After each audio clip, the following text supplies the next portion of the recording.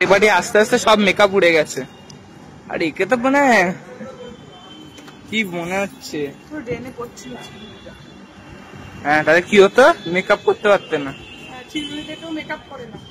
চুলটা তো আসতে পারতে না কি? আমারও চুলের অবস্থা খুবই খারাপ, আমারও চুলের অবস্থা খুবই খারাপ। কি সুন্দর সেজে আসলাম, সব উড়ে গেল মেকআপে। আর আমার তো মানে কি বলবো, এরা স্কুটিতে, এরা দুজন এতটা সিটে দেখা, এতটা সিটে বসে, আমার থাকে এইটুকুনি জায়গা, অর্ধেকটা এখানে থাকে পেট্রোল ট্যাঙ্কের এখানে। কতটা হয়েছে দেখে, কোমর অব্দি আসেনি তো। তোমার মতন চুল কবে হবে বলো?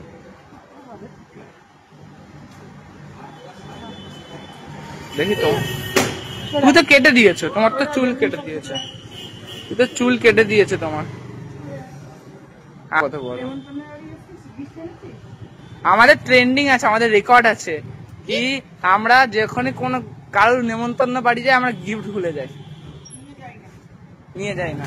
সেটা বেশিরভাগ দোষ আমার থাকে, কেন আমাকে আমাকে বলে, আমি মনে করি তারপর ভুলে যাই।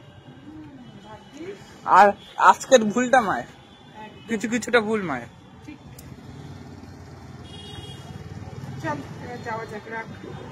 কি সুন্দর ডেকোরেশন করেছে।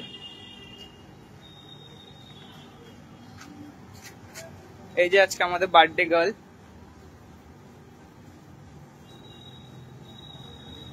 আজকে তার বার্থডে পার্টি, এই বিনা ইনভিটেশনে চলে এসছে, ঢুকেও গেল তোমার মেয়ে, তুমি এখনো ঢুকতে পারলে না। আমার চুলটা কি আসবে, তোমরা তো আটশো নিলে। আমি দেখতেই পাচ্ছ প্যান্ট কানা উল্টে পড়ে আয়া পড়ছি। আমি যে জামা প্যান্ট কানা ঠিকঠাক গায়ে গলিয়েছি, এটাই আমার জীবনের সব।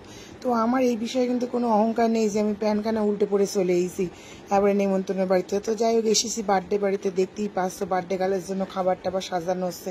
আচ্ছা, বার্থডে গার্লকে এত খাবার খাইবে, মানে সত্যি ভাবার বিষয়। কিন্তু বার্থডে গার্লের জন্য কি কি রান্না হয়েছে সেটা আর আমি এখন অত কথা কইতে পারতেছি না, কারণ আমার জিভে একবারে জল চুইয়া চুইয়া পড়তেছে। ওদিকে আমি উল্টো প্যান্ট পরিয়ে আমার যে কি একখানা ডিজাইন হয়েছে সে আর কি তা কইব। এদিকে বার্থডে গার্লের বাড়ির লোকজন সব চইলা আইসে, দেখো তার মধ্যে আমরা তো সব এই আনন্দ 24 ঘন্টা, মানে প্রত্যেকটা লোক দাঁড়িয়ে রয়েছি, কে কোথা দিয়ে ফটোটা তুলতে পারবো, ভিডিও করতে পারবো। বাবা রে বাবা, এখন জীবনে কিছু হোক না হোক, সাথে ভিডিও করতে হবে, সাথে ফটো তুলতে হবে। তো এরপরে এইসব করতে করতে খিদা যা লেগেছে, খিদা জ্বালায় চলে গেছি।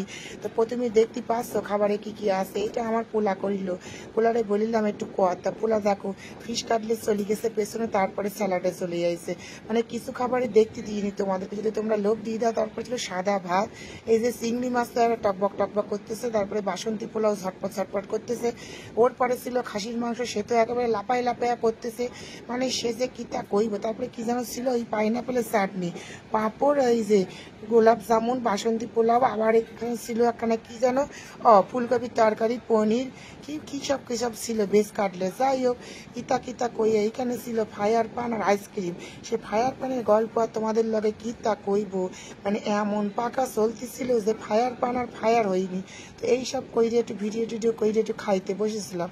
তো দেখো এখানে যেহেতু বুফে সিস্টেম, তো একখানা মানে কিতা কইব, একখানা মানে কিতা কইব সে তুত লিখেছি, কিতা আর কইতে পারলাম না, সে কিতা কইব তোমরাই বুঝি নাও। তো যাই হোক, খাওয়া দাওয়া তো এখানে 100 কমপ্লিট করি। এবার একটুখানি গেলাম ফায়ার পানের কাছে, প্রথমে আইসক্রিম, তারপরে বলছি ও দাদা একটু ফায়ার পান খান না, ফ্রি পয়সায় ফায়ার পান খেয়ে একটু ভিডিও বানাবো, বানিয়ে একটুখানি ভাইরাল হবো।